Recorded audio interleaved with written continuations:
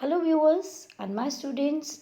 Now I am back with part 2 of the chapter The Sound of Music, class 9th, Beehive Book. Beehive Book का जो second part है The Sound of Music, उसका first part Evelyn Glenny के बारे में मैं already अपनी previous video में, इससे पहले की वीडियो में डिस्कस कर चुकी हूँ।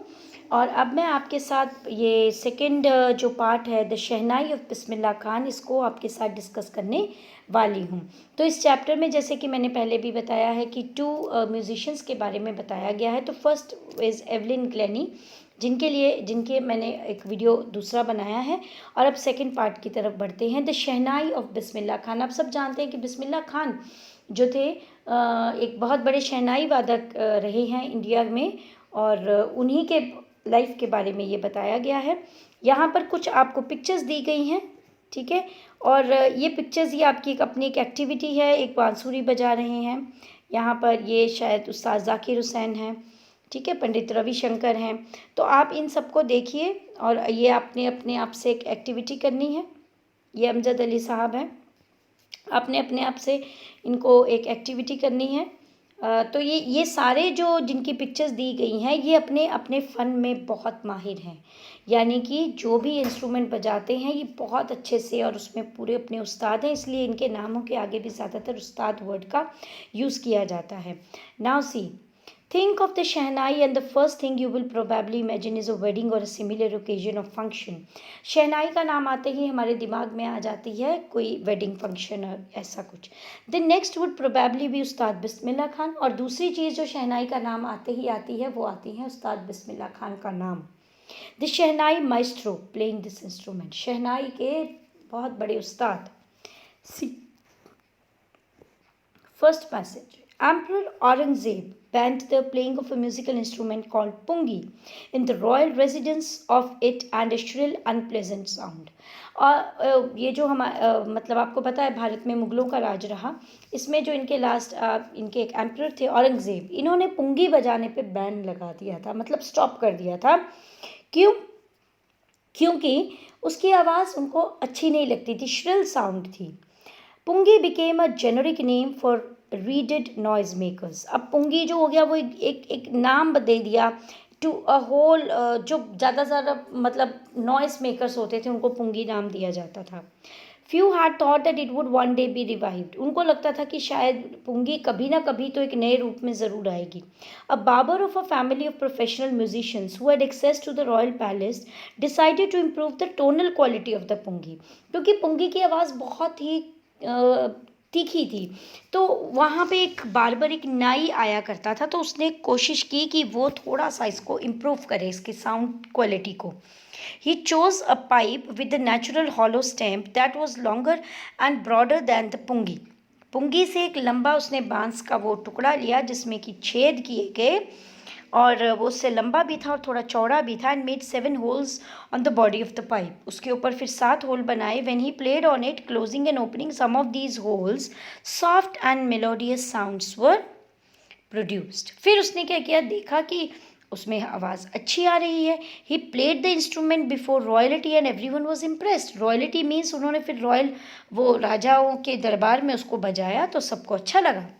The instrument so different from the pungi had to given a new name. अब ये पुंगी तो नहीं थी, इसलिए उसके लिए उन्होंने कोई नया नाम सोचने की कोशिश की। एज द स्टोरी गोज, अब जो इसकी कहानी है कि किस तरह से शहनाई जो है वो ओरिजिन में आई। तो since it was first played in the shah's chambers, शाह मतलब शहनशाह, जो भी वहाँ के राजा थे उनके में थी, और बजाई किसने, नाई ने, इसलिए शाह और नाई को मिलाकर उसका नाम बना दिया गया शहनाई। देखिए ये इसके ये पुंगी है और ये शहनाई है। So the sound of shehnai began to be considered auspicious. Auspicious होता है पवित्र, गुड फॉर्च्यून, ठीक है। तो अब इसकी जो शहनाई की आवाज़ थी ये भी अच्छी, पवित्र और मतलब जिसको कहते हैं शुभ, शुभ मानी जाती थी। And for this reason it is still played in temples and is an indispensable component of any north Indian wedding. और इसलिए उसको मंदिरों में भी बजाया जाता है और इवन शादियों में भी। In the past the shehnai was part of naubat और traditional ensemble of 9 instruments found at royal courts. Okay, ensembles means see, इसको हम पढ़ेंगे ensemble। ensemble इसकी प्रोनाउंसिएशन दी हुई है ensemble, things here instruments considered as a group. यहाँ पर वो एक ट्रेडिशनल कोर्ट जो राजा के दरबार में उनके ग्रुप का एक हिस्सा माना जाता था। Till recently it was use only in temples and weddings, और उसके बाद उसका जो यूज़ है ओनली टेम्पल्स और वेडिंग्स में होता था। The credit for bringing this instrument on to classical stage goes to Ustad Bismillah Khan. और इस शहनाई की परफॉर्मेंस को स्टेज तक लाने का जो क्रेडिट है वो जाता है उस्ताद बिस्मिल्लाह खान को। उन्होंने पहली बार इसकी stage performances the. Now, as a 5-year-old, Bismillah Khan played gilli danda near a pond in the ancient state of Dumrao in Bihar. Dumraon जगह का नाम है बिहार में। वहाँ वो 5 साल के थे जब गिल्ली डंडा खेला करते थे। He would regularly go to nearby Biharji temple to sing the Bhojpuri Chaitya, at the end of the which he would earn a big laddu weighing 1.25 kg. कहते वो अक्सर भोजपुरी चैतिया गाने मंदिर में जाया करते थे, सी उस्ताद बिस्मिल्लाह खान। तो और वहाँ पर जब वो ये पूरा भजन गा देते थे तो उनको 1.25 किलो का बड़ा लड्डू मिलता था, a prize given by the local maharaja. This happened 80 years ago, ये 80 साल पुरानी बात है जब ये लिखा गया है उससे। And the little boy has travelled far to earn the highest civilian award in India, the Bharat Ratna. और ये वही बच्चे उस्ताद बिस्मिल्लाह खान था, कह रहे उसके बाद इन्होंने पूरी दुनिया में शहनाई को फेमस किया और उन्हें इंडिया के highest civilian award the Bharat Ratna के साथ अवार्ड भी सम्मानित किया गया। Born on 21st March 1916, Bismillah belongs to a well known family of musicians from Bihar. क्योंकि ये गाने म्यूजिशियंस की फैमिली में थे। His grandfather Rasool Bakhsh Khan was the shehnai nawaz of Bhojpur king's court. तो वो तो भोजपुर, उनके जो दादाजी थे रसूल बख्श, वो भोजपुरी जो राजा थे उनके कोर्ट में शहनाई नवाज के नाम से थे, वहाँ पर उनको ये ओहदा दिया गया था। His father Paigambar Bakhsh and other paternal ancestors was also great shehnai players. मतलब ये शहनाई जो है उन्हें विरासत में मिली थी। The young boy took to music early in life, और काफ़ी छोटी एज में उन्होंने म्यूज़िक सीखना शुरू कर दिया। At the age of 3 when his mother took him to the maternal uncles house in Banaras, जो अब वाराणसी है, Bismillah was fascinated by watching his uncles practise the shehnai. तो वो अपने अंकल्स को जब शहनाई बजाते हुए देखते थे तो बड़े फैसिनेटेड होते थे। Soon Bismillah started accompanying his uncle Ali Bakhsh to the Vishnu temple of Banaras where Bakhsh was employed to play the shehnai. अब टेम्पल्स में क्योंकि शहनाई बजाया करते थे, उनके अंकल थे, चाचा थे अली बख्श, वो उनके साथ उस विष्णु मंदिर में जाया करते थे। Ali Bakhsh would play the shehnai and Bismillah would sit captivated for hours on end, और वो उनको सुनते रहते थे और बिल्कुल इसमें खो जाते थे। कैप्टिवेटेड मीन्स खो जाना। Slowly he started getting lessons in playing the instrument and would sit practising throughout the day. धीरे धीरे उन्होंने इसका सबक लेना शुरू किया और पूरा पूरा दिन प्रैक्टिस करते थे। Then for years to come, the temple of Balaji and Mangala Maya at the banks of the Ganga became the young apprentice's favorite haunts, where he would practice in solitude. Solitude होता है अकेलापन, अकेले, alone। तो कहाँ उनको अच्छा लगता था जाकर? गंगा के किनारे और बालाजी मंदिर और मंगला मैया के मंदिर में जाकर वो घंटों इसका रियाज किया करते थे। The flowing waters of Ganga, the Ganga inspired him to improvise and invent ragas that were earlier considered to be beyond the range of the shehnai. कहते शायद गंगा के किनारे में वो शक्ति थी कि उससे वो प्रेरित होकर उन्होंने इस तरह के शहनाई पे राग इन्वेंट कर लिए जो पहले माना जाता था कि शहनाई पे नहीं बजाए जा सकते। At the age of 14, Bismillah accompanied his uncle to the Allahabad Music Conference. पहली बार वो 14 साल की उम्र में अपने अंकल के साथ अलाहाबाद म्यूजिक कॉन्फ्रेंस में गए। At the end of his recital, Ustad Faiyaz Khan patted the young boy's back and said, "Work hard and you shall make it." तो वहाँ पर उस्ताद फैयाज खान उनसे मिले और उन्होंने उनकी पीठ थपथपाई और कहा, अगर तुम हार्ड वर्क करोगे तो कुछ पा लोगे अपनी ज़िंदगी में। With the opening of All India Radio in the Lucknow in 1938, came Bismillah's big break. 1938 में जब ऑल इंडिया रेडियो की स्थापना हुई तो उनके लिए एक बिग ब्रेक उनको मिला। He soon became an often heard shehnai player on radio. Radio पे आपने आज भी सुना होगा एक धुन बजती थी बहुत पहले दूरदर्शन पे भी शहनाई की, शुरुआत में सुबह सुबह वो शहनाई उस्ताद बिस्मिल्लाह खान द्वारा ही बजाई गई थी।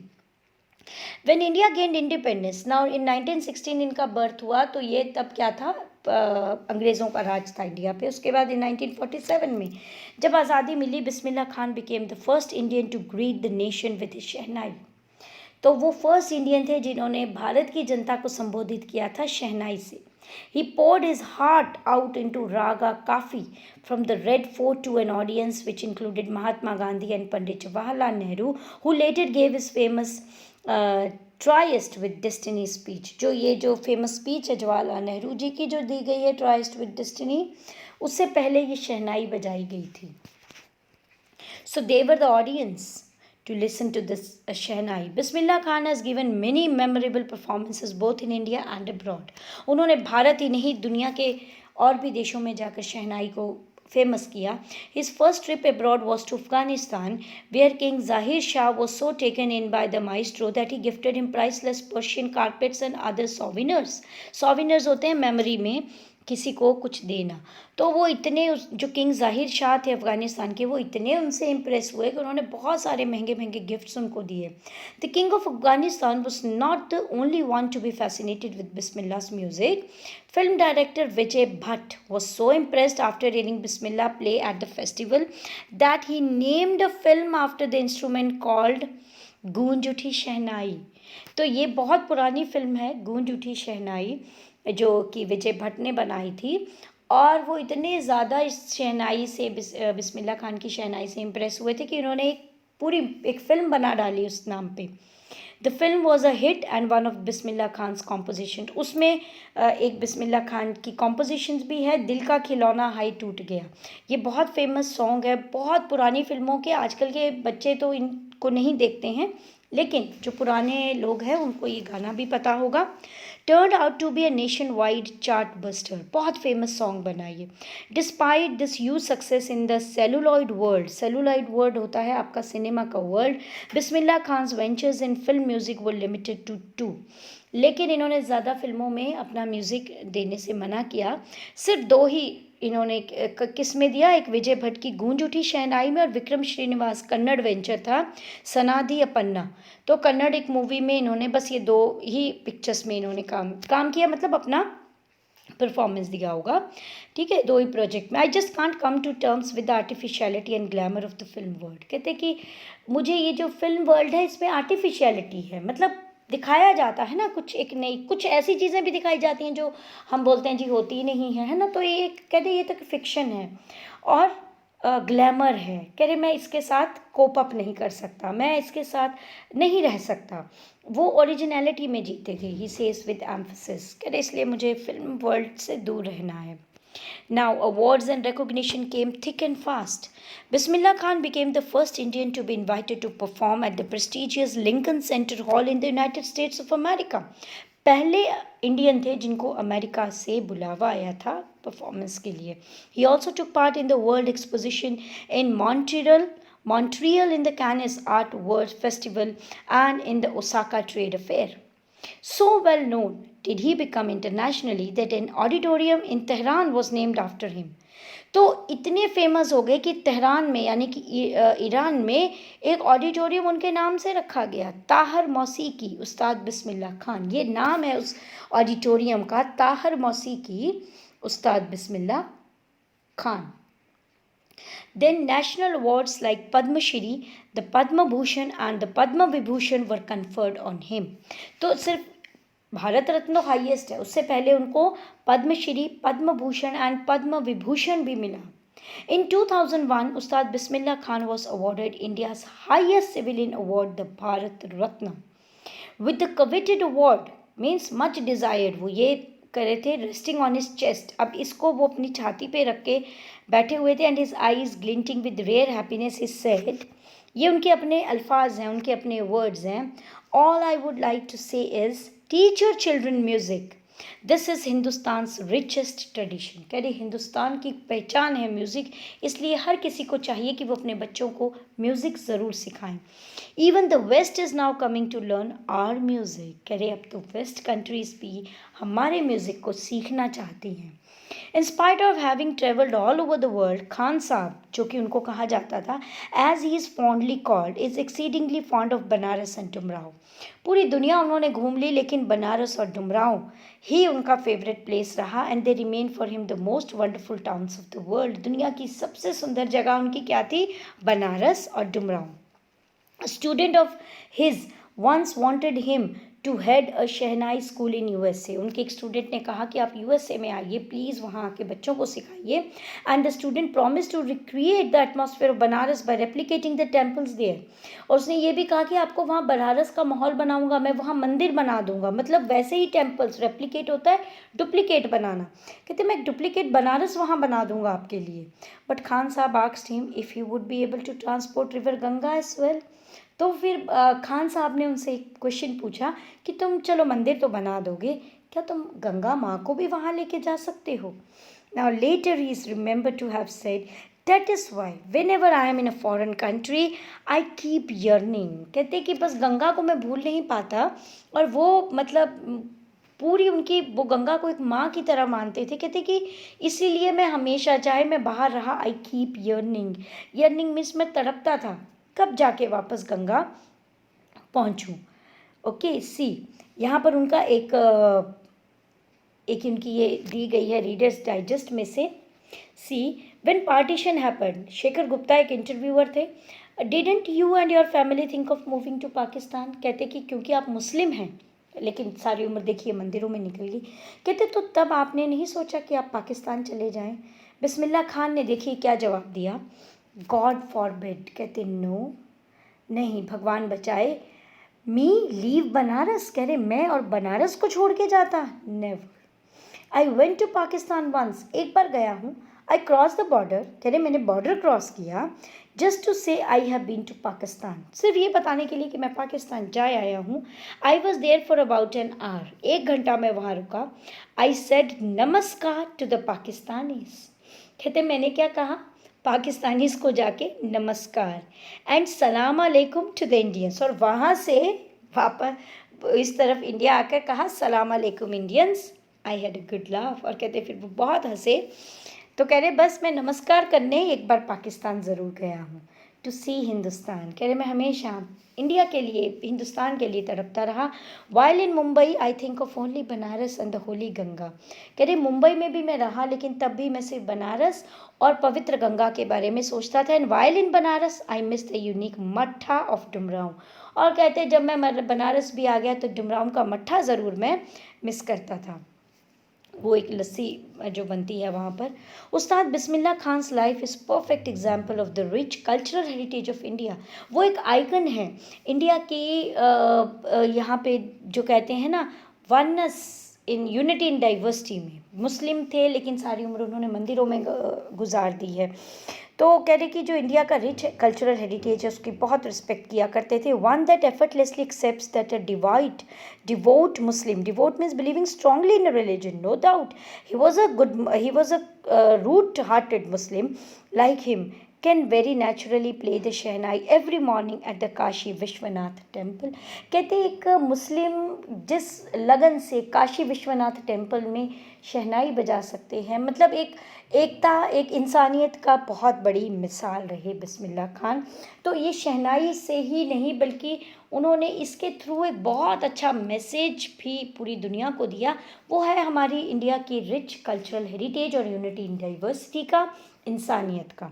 So now I think everything is very much clear to all of you. Let us discuss about the question answers also here.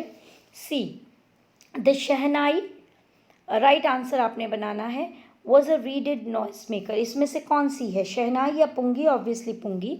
Bismillah Khan, a barber and Ali Bakhsh transform the pungi into a shehnai, a barber. Bismillah Khan's paternal ancestors were, क्या थे उनके paternal ancestors? They were professional musicians. Then Bismillah Khan learn to play the shehnai from whom? From Ali Bakhsh, अपने uncle के साथ ही वो जाया करते थे ना। Then Bismillah Khan's first trip abroad was to Afghanistan. Then find the words in the text which shows that Bismillah Khan's feeling about the items. Okay, teaching the children of music. बच्चों को सिखाना तो उनको positive लगता था, लेकिन film world negative. Migrating to USA negative. Playing and temples neutral. ये तो वो न्यूट्रल थे, हिंदू मुस्लिम एकता के प्रतीक. Getting the Bharat Ratna, that is also positive. The banks of Ganga, positive. Leaving Banaras and Dumraon, negative. वो नहीं जाना चाहते थे. Then here are some question answers. Why did Aurangzeb ban playing of pungi? Because it gives shrill, unpleasant sound. Then how is Shehnai different from pungi? Shehnai थोड़ी लंबी थी, broader थी, and it gave a pleasant music. 7 holes थे उसमें. Then where was the Shehnai played traditionally? How did Bismillah Khan change this? Traditionally वो सिर्फ मंदिरों में और इसमें वेडिंग्स में ही मनाए जाते थे. इन्होंने फर्स्ट परफॉर्मेंस स्टेजेस पे दी, अफगानिस्तान जाकर दी. So this is how he changed. When and how did Bismillah Khan get his big break?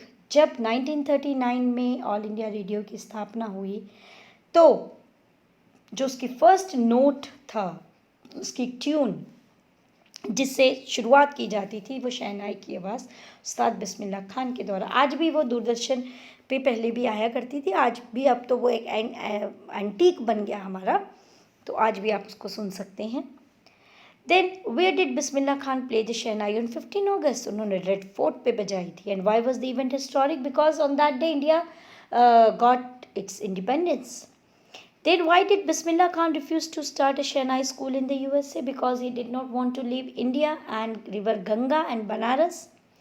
Then find at least 2 instances in the text which tell you that Bismillah Khan loves India and Banaras. देखो, वो पाकिस्तान गए लेकिन नमस्कार करके वापस आ गए. मुंबई में भी रहे तो बनारस के लिए और गंगा के लिए तड़पते रहे. और जब वो, और यही 2 जगहें थी जहाँ जाकर वो अकेले रियाज करते थे, और उन्होंने डिफ़िकल्ट रागाज जो थे वो भी शहनाई पे बजाने शुरू कर दिए. Now here is thinking about language. Evelyn was determined to live a normal life. Evelyn managed to conceal her growing deafness from friends and teachers. Now here are some italicized phrases. See, the italicized parts answer the questions. ठीक है, ये है जो question है. Evelyn was determined for what? To live a normal life. तो आपने, और जो है वो वर्ब किससे बिगिन कर रहा है? टू से, TO2 से. तो यहाँ पर भी आपने कुछ क्वेश्चंस आपको दिए गए हैं, आपने इनको टू करके इसके आंसर्स देने. Like the school sports team hopes, what did it hope to win? Okay, we all want to succeed in our life. they advise the hearing impaired child's mother to take her to the specialist. To take her to specialist. Okay. Then the authorities permit us to dash. What the authorities permit us to? Authorities कुछ भी permit कर सकती हैं. Okay. To take classes or to organize concerts, anything. The musician decided to, क्या किया? To invent new ragas. आप ऐसे कर सकते हैं. और to play new ragas. Okay. To play new ragas, कुछ भी आप इसमें दे सकते हैं. Now from the text on Bismillah Khan, find the words and phrases and match these definitions. Yes, ये words और phrases आपको इनका मीनिंग ढूंढना है. जैसे the home of royal people क्या था? रॉयल, वो रेजिडेंस जो आया था शुरू में. ये फर्स्ट पैराग्राफ में आपको इसका आंसर मिलेगा सी. पैराग्राफ 1 हम चल देते हैं. सी यहाँ पर. यस, रॉयल रेजिडेंस में आ गया. ठीक है. सी, पैलेस भी आप बोल सकते हैं. जो रॉयल रेजिडेंस जो होता है उसको हम पैलेस भी कहते हैं. ओके. देन सेकंड पार्ट, इसमें वर्ड्स आपने ढूंढने, पैराग्राफ्स दिए गए हैं. पैलेस हो जाएगा ये, तो फर्स्ट पार्ट तो आपका पैलेस हो जाएगा. Then the state of being alone, ये हो जाएगा आपका सॉलिट्यूड, अकेलापन जो मैंने कहा था, बीइंग अलोन, सॉलिट्यूड.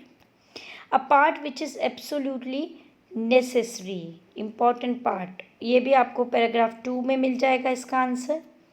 सी, यहाँ पर पैराग्राफ 2 में आप देखिए, part which is very very necessary. See, this indispensable, without which a piece of work cannot be done. Indispensable, इसमें आपको जवाब भी वहाँ दिए हुए हैं तो आपको मिल जाएगा. Okay, then here then we have, so ऐसे ही आपने इसको देख, to do something not done before, जो पहले नहीं किया गया. इस तरह से आपको पैराग्राफ्स दिए गए हैं and you can get it from there. Then tick the right answer. Yes, when something is revived. अब आपको इसका मीनिंग देखना है. रिवाइव्ड मीन्स लिव्स अगेन, जैसे उन्होंने पुंगी को रिवाइव करके शहनाई बनाया. When a government ban something, bans होता है to stop. When something is considered auspicious means it is welcomed. When we take to something we find it, जब हम किसी से कर लेते तो हम उसको क्या फाइंड आउट करते हैं, interesting. When you appreciate something you find it good and useful. Appreciate होता है प्रशंसा करनी. व्हेन यू रेप्लिकेट समथिंग तो आप उसको फॉर द सेकेंड टाइम यानी डुप्लीकेट बनाते हैं. When we come to terms with something means we find it no longer upsetting. Just word meaning है. Then the sound of Shana is auspicious. The auspicious sound of Shana is usually heard at marriages. Auspicious means pavitra. The adjective auspicious can occur after the verb be, as in the first sentence. तो be जो होता है has, have जो है उसकी, तो देखिए उससे आप is be is ये इसके फॉर्म है. उससे पहले भी आ सकता है, उसके बाद भी आ सकता है. इसी तरह से आपने बाकियों का बताना है कि यहाँ पर भी आपको एक टेबल दिया गया है कि वो पहले आ सकता है या बाद में आ सकता है. तो ये उसका आंसर है. सी, दिस इज़ द आंसर. ये इसमें दिया गया है. लाइक इंडिस्पेंसिबल है, ठीक है, ये वर्ब बी के बाद में और दोनों जगह आ सकता है. इम्प्रेस्ड भी पहले भी आ सकता है, बाद में भी आ सकता है. Afraid only after the verb B आता है. आउटडोर देखिए नाउन से पहले ही आता है. पैटर्नल भी पहले और बाद में दोनों जगह आ रहा है. काउंटलेस भी, प्राइसलेस जो है वो आफ्टर द वर्ब आता है. So this is the answer here. इसका आपको यहाँ पे टिक करना. Only before noun, not before noun और बोथ दोनों ही आ जाता है. बिफोर नाउन नहीं आता, तो वो आपको आंसर है, आप वहाँ से देख सकती हैं. स्पीकिंग की एक एक्टिविटी है विच आपके क्लास में आपके टीचर्स आपको करवाएंगे. ये एक राइटिंग वाली है, उसको मैं थोड़ा सा आपके साथ डिस्कस करना चाहती हूँ यहाँ पर. If you work hard and know where you are going you will get there, says Evelyn Glennie. ये एक मैसेज है एवलिन ग्लेनी ने जो दिया है. Now you have to read about two musicians, Evelyn Glennie and Ustad Bismillah Khan. Do you think that they both worked hard? आपको लगता है दोनों ने मेहनत की? And where did they want to go? कहाँ जाना चाहते थे वो? जाना वो किसी जगह या किसी देश में नहीं जाना चाहते थे, वो अपने फील्ड में हाईएस्ट अचीवमेंट पाना चाहते थे. उसको जितना ज़्यादा ऊपर तक वो लेके जा सकें वो लेके जाना चाहते थे. इसके आंसर जो है आपने 2 पैराग्राफ में देना है. दोनों के बारे में बताना है. एवलिन ग्लेनी कहाँ पहुँची, एवलिन ग्लेनी कहाँ पहुँची और उस्ताद बिस्मिल्लाह खान ने क्या अचीव किया. ओके, सो यहाँ पर इसका एक मैसेज दिया गया है which is very very nice. Whenever you see darkness there is extraordinary opportunity for the light to burn brighter. जब अंधेरा बहुत ज़्यादा गहरा हो जाए ना तो हमेशा याद रखिए कि अब सुबह होने वाली है. यानी कि उस पर आप देखिएगा रात कब गहरी होती है ज़्यादा, सुबह सवेरे, जब बिल्कुल सूरज निकलने से पहले की जो रात है वो सबसे ज़्यादा गहरी होती है, क्योंकि उस समय चांद भी छुप जाता है और तारे भी छुप जाते हैं. तो इसका मतलब है कि एक प्रकाश एक निकलने वाला. मीन्स आपकी लाइफ में कभी भी डिस्ट्रेस नहीं होना. जब आपको लगे कि आप बहुत डिस्ट्रेस्ड हो तब समझो कि कुछ अच्छा और नया आपकी लाइफ में होने वाला है. So now I think this is clear to you. The chapter the sound of music is clear to you. This part Ustad Bismillah Khan, मैंने बहुत अच्छे से आप लोगों के साथ इसको डिस्कस किया है. If you really find it useful please like share and subscribe my channel. आपको इस सेकेंड वीडियो की डिस्क्रिप्शन बॉक्स में मैं इसका फर्स्ट पार्ट का लिंक भी पेस्ट करूँगी और फर्स्ट पार्ट के डिस्क्रिप्शन बॉक्स में आपको सेकेंड पार्ट का लिंक भी मिल जाएगा.